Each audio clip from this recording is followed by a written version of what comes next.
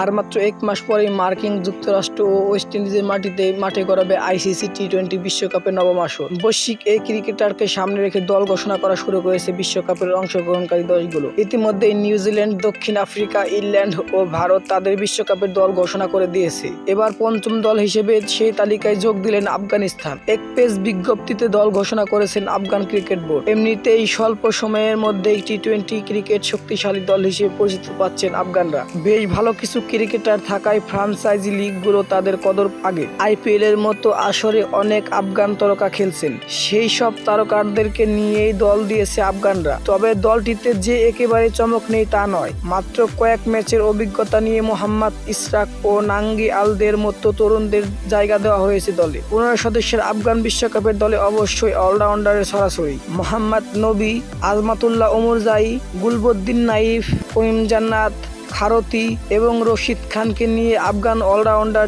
ডিপ্লোম্যান্ট সাজানো হয়েছে।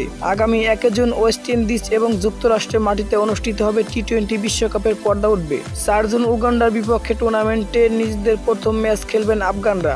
উগান্ডা ছাড়াও আফগানদের এই বিশ্বকাপ গ্রুপে আছে স্বাগতিক ওয়েস্ট ইন্ডিজ, নিউজিল্যান্ড ও পাপুয়া নিউ গিনি। ক্রিকেটের সকল নিউজ পেতে আমাদের চ্যানেলটি সাবস্ক্রাইব করে আমাদের পাশেই থাকবে।